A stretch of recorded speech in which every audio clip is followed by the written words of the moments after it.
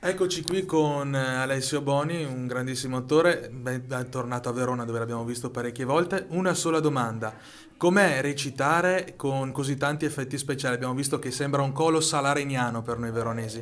È diverso rispetto a recitare con cose più semplici.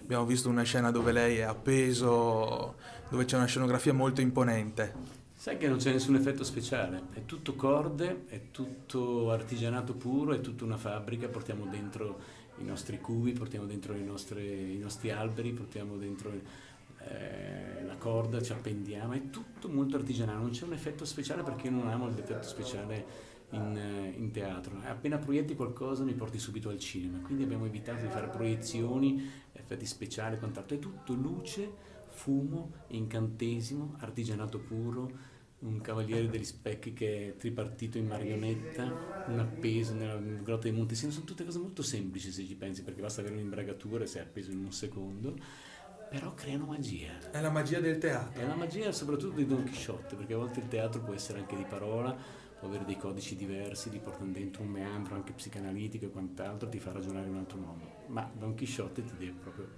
creare ironia, poesia e illusione. Se mancano queste tre parole, credo che non puoi arrivare al pubblico con Don Chisciotte. Quindi è stata la cosa più importante per noi. Quindi ci siamo buttati sull'oniricità anche delle scene, che se vedi la scena non c'è, è totalmente vuota, c'è una mancia vuota ed entrano degli oggetti e li portiamo dentro noi, come proprio se fosse una fabbrica di marionette, una fabbrica di attori che portano dentro il pezzo, lo posizionano e ci salgono. Il letto mettono i freni e ci salgono. Se vedi è tutto così. In più c'è questo ronzinante fatto da Alberto Favretto che è Strepitoso. strepitoso e incantatore, fatto da questo Niccolò Diana sotto che ti dà una...